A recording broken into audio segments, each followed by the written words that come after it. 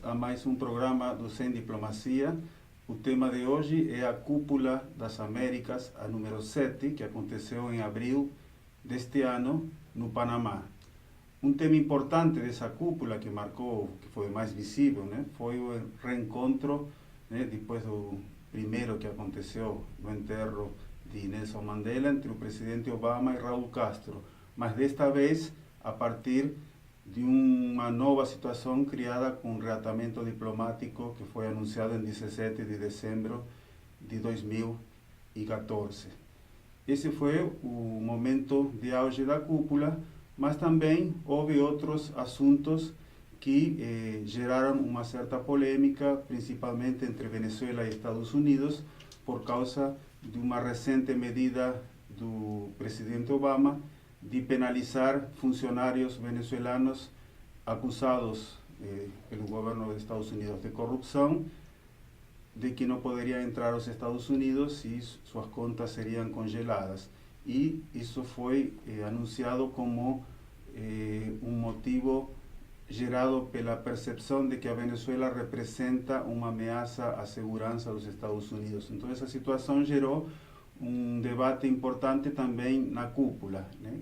Paralelo à questão do reencontro entre Cuba e Estados Unidos. Esse tema tem uma relevância especial se pensarmos na trajetória das cúpulas das Américas, que foram criadas por Bill Clinton em 1994, foi uma proposta de diplomacia presidencial e que tinha como dois parâmetros muito importantes que depois geraram polêmica, que era, por um lado, a criação de uma área de livre comércio das Américas e a proibição de que Cuba participasse, ou seja, o único país que o governo dos Estados Unidos proibia de participar da cúpula, argumentando que era por causa de que não era uma democracia, era Cuba. Depois dessa primeira cúpula que aconteceu em Miami, no final de 1994, começou um processo, primeiro com relação à área de livre comércio, né, que inicialmente foi aceita pela maioria dos países, mas na cúpula de 2005 em Mar del Plata foi congelada, ou seja, a movimentação principalmente de Argentina, Brasil e Venezuela levou a que esse tema fosse congelado indefinidamente. E o segundo tema associado à rejeição da presença de Cuba nas cúpulas sob o argumento de que não seria um país democrático, passa a ter peso a partir da cúpula de Trinidad e Tobago, que é a primeira em que participa Barack Obama, em que os presidentes da América Latina começam a questionar a ausência desse país. E na cúpula de Cartagena de Índias, na Colômbia, né, presidida por Manuel Santos, né, o presidente que não é nada esquerdista, né, um presidente com posições próximas aos Estados Unidos, ele deixou claro para Obama que seria a última cúpula sem a presença de Cuba, né, e o que de fato aconteceu em Panamá.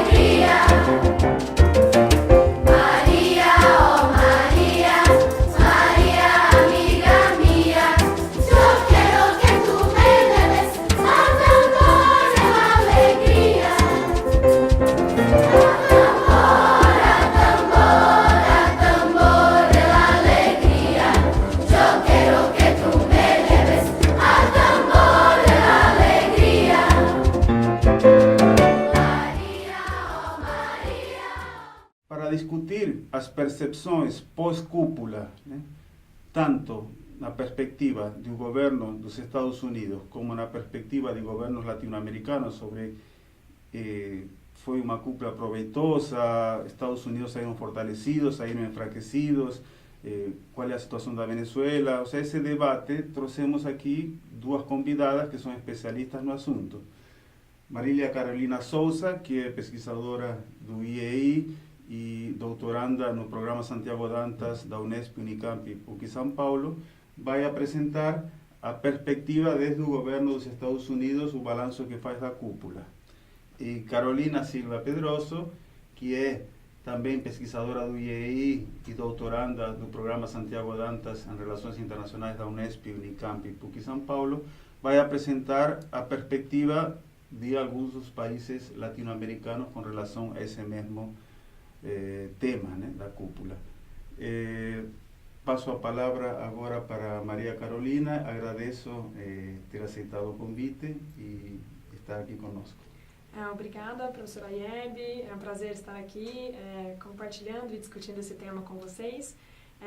Acho que a partir dessa cúpula, olhando sobre a perspectiva norte-americana, é interessante observar dois principais pontos, né, os mais evidentes. Primeiro, uma reaproximação com Cuba, já tinha sido anunciada, isso foi objetivado e materializado nesta cúpula, com uma reunião, inclusive bilateral, entre os dois países mediante a cúpula, onde de fato houve uma aproximação e uma afirmação de retomada das relações diplomáticas entre Cuba e os Estados Unidos. E por outro lado, é um discurso forte e marcado para tentar neutralizar as dissidências que tem havido na América Latina, né? Um discurso em fortalecimento da democracia, fortalecimento das liberdades individuais, e me parece um discurso bastante claro e direto para a Venezuela, representada na cúpula pelo Maduro. Então, três aspectos importantes que os Estados Unidos deixaram marcado a agenda, né? O primeiro aspecto foi essa agenda positiva, essa agenda pragmática de retomada das relações diplomáticas com a ilha de Cuba. O segundo ponto foi a promoção da democracia, a promoção dos valores individuais e do livre comércio, com uma tentativa também de desenvolver esses aspectos. E o terceiro ponto foi o comercial, com interesses claros dos Estados Unidos de movimentarem uma agenda em torno dos acordos preferenciais de comércio. Então, o Obama conseguiu, de forma muito pragmática e positiva, retomar essas três frentes de negociação, deixando esse recado muito claro para as dissidências locais, onde ele tem esse interesse de fortalecer a democracia na região. No discurso que ele havia feito já em janeiro no State of Union, ele deixou claro a sua smart leadership, né, uma liderança inteligente, né, como já tem alguns autores discutindo, e me parece ser um caminho em que ele tem tentado, através dessa presença maior diplomática dos Estados Unidos, sim, neutralizar algumas dissidências na região. Acho que é isso. Muito obrigado, Marília, e agora passo a palavra para Carolina Silva Pedroso, e muito obrigado também por ter aceito o convite. Bom, eu que agradeço, sou muito feliz de estar aqui mais uma vez para essa discussão. Eu queria apresentar, na verdade, três visões que foram encontradas na América Latina em relação à cúpula que aconteceu no Panamá nesse ano de 2015. A primeira visão é basicamente dos grupos que não são tão simpáticos a esses governos mais populares, que eles chamam de populistas, governos de centro-esquerda e de esquerda, seria um grupo mais conservador. Essa primeira visão primeiro analisa o cenário econômico. Eles conseguem identificar que é uma mudança da última cúpula ocorrida em 2012 para essa, em que os países latino-americanos têm tido mais dificuldades, sobretudo por conta da diminuição do ritmo de crescimento da China, que tem sido um dos principais parceiros comerciais dos países da região. Então, nesse sentido, os Estados Unidos se apresentam de novo como um parceiro atrativo, e essa mudança, então, no cenário econômico, traz também mudanças no posicionamento político desses países durante a cúpula. Porque eles pretendem ter uma postura muito mais aberta com os Estados Unidos, menos confrontativa, justamente porque querem voltar a ter uma relação econômica mais próxima. E esse grupo, então, destaca o papel do Caribe nesse sentido, que foi a região privilegiada pela diplomacia petroleira durante os anos do Chávez e também agora durante a gestão do Maduro. Quer dizer, os países do Caribe teriam sinalizado um pouco antes da cúpula e mesmo durante a reunião essa maior proximidade com os Estados Unidos no que se refere a tratados do ponto de vista energético, do setor energético, mostrando então que eles querem diminuir a dependência cada vez maior que eles tinham em relação à economia venezuelana, que é bastante grande. E é nesse contexto, então, que eles enxergam também a reaproximação dos Estados Unidos com Cuba. Eles enxergam que esse movimento aconteceu porque Cuba não quer estar mais tão vinculada à economia venezuelana. O segundo grupo que analisou o cenário da cúpula foi um grupo mais de esquerda, mais próximo desses governos e que viu na cúpula uma grande vitória da América Latina, das pautas desses países frente às pretensões norte-americanas. Isso com base em 3 acontecimentos que antecederam a cúpula, que foram basicamente o início do diálogo de paz na Colômbia entre o governo e as Farc, que embora a Colômbia tenha uma relação bastante próxima com os Estados Unidos, como o professor Ayarbe já tinha mencionado, o presidente Santos não é nem de perto assim, nenhum tipo de líder esquerdista, mas mesmo assim ele procura manter uma certa autonomia em relação aos Estados Unidos e por isso decidiu sentar numa mesa de negociação com as Farc, que é um grupo ainda considerado terrorista por Washington. O segundo acontecimento seria justamente a aproximação de Cuba e Estados Unidos, que é interpretado por esse grupo como resultado da pressão dos países latino-americanos na cúpula anterior. E o último acontecimento foram as sanções, que o governo americano impôs à Venezuela. O presidente Maduro apresentou na cúpula um documento com mais de 10 milhões de assinaturas de latino-americanos de vários países e de pessoas de outros países também de fora do continente, repudiando a ação americana e que esse foi o motivo pelo qual não houve uma declaração final. Os países não chegaram a um consenso justamente pelo tema da Venezuela. A última posição, que é a mais radical, é a dos bolivarianos. É uma posição mais localizada na Venezuela, daqueles que apoiam o governo Maduro e que veem a cúpula como uma total derrota do modelo pan-americano de integração baseado na doutrina Monroe e que vê, então, que a região está cada vez mais apta e mais preparada para uma integração do tipo bolivariana, no sentido de buscar cada vez mais autonomia em relação aos Estados Unidos. Muito obrigado, Carolina. Passamos um intervalo.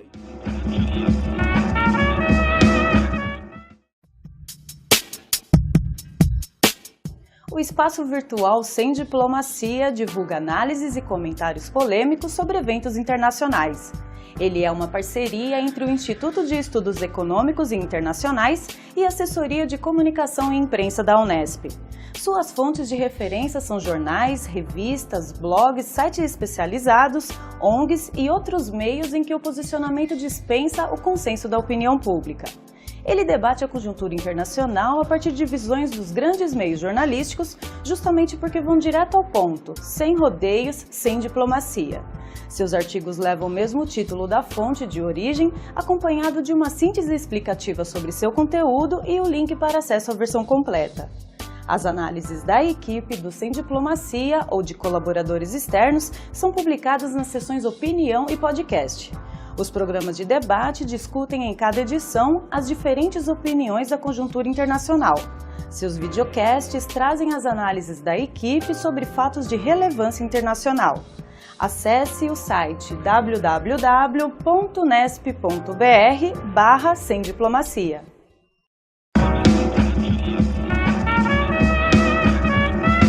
Tivemos duas perspectivas que nos trazem um rico panorama sobre as diversas interpretações de um mesmo contexto, de uma mesma cúpula. Por um lado, Marília trouxe a perspectiva do governo Obama, que tinha uma intencionalidade bem clara, ou seja, para a diplomacia dos Estados Unidos foi bastante traumática a cúpula de 2005, onde se considerou que o presidente dos Estados Unidos ficou muito isolado e até sofreu um pouco de agressão no sentido das falas, das posições de alguns países latino-americanos e não conseguiu levar adiante sua agenda. Justamente o presidente naquele momento era George W. Bush. E Obama, na primeira cúpula que participou de Trinidad e Tobago e nas seguintes, fez um esforço para gerar uma agenda mais pragmática e menos ideológica. E nessa cúpula, justamente, considerou que eliminando o grande obstáculo, a grande controvérsia que havia com os demais países, que era a inclusão de Cuba, esse tema ideológico se encerraria e se poderiam colocar questões, como bem apontou Marília, de comércio, discutir o sistema político, democracia na perspectiva dos Estados Unidos. E, nesse sentido, para o governo Obama, foi um sucesso a cúpula e o problema com a Venezuela não chegou a ser considerado um obstáculo, e se valorizou a questão cubana e o início de uma nova relação, isso na perspectiva dos Estados Unidos. E por outro lado, colocou muito bem Carolina, as diversas visões desde a América Latina, desde setores mais conservadores, mais afins à política de Estados Unidos, que viram um desgaste, principalmente da Argentina, Brasil e Venezuela, também econômico, e uma vitória das posições estadunidenses. E os setores mais à esquerda que não consideram que, de fato, Obama teve que se render à pressão dos países latino-americanos e que isso foi uma vitória, não foi uma concessão. E, inclusive, vários presidentes da região fizeram discursos muito críticos da política de Obama. Então, digamos, tendo esse panorama bem amplo das diversas posições que se apresentaram frente à cúpula, passamos à segunda parte do programa, em que as colegas vão apresentar a sua posição sobre o que de fato aconteceu. Nessa primeira parte, elas sistematizaram visões diferentes. Agora vem um momento em que o debate coloca a perspectiva dos convidados. Me parece que a capacidade discursiva do Obama, através de alguns símbolos, através de alguns vocabulários, como o fortalecimento democrático, a retomada e o restabelecimento de relações democráticas na região, fez bastante barulho, quer dizer, teve um impacto político. Talvez possa ser considerada uma cúpula em que houve uma mudança de paradigma na região, novamente com uma tentativa de recolocar o protagonismo dos Estados Unidos na região.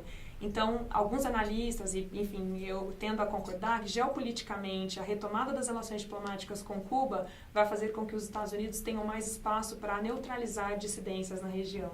Então, é um espaço político que vem sendo criado e a crise econômica pode, como bem mencionou a Carolina, abrir esses espaços e esses novos canais. Cabe às lideranças locais, portanto, através de uma maior autonomia, buscar outros espaços diplomáticos para também colocarem as suas prioridades políticas e econômicas também. Mas, novamente, a cúpula, e essa cúpula especificamente do Panamá, me parece que novamente colocou os Estados Unidos diante de um protagonismo. E o Obama foi muito competente nesse sentido.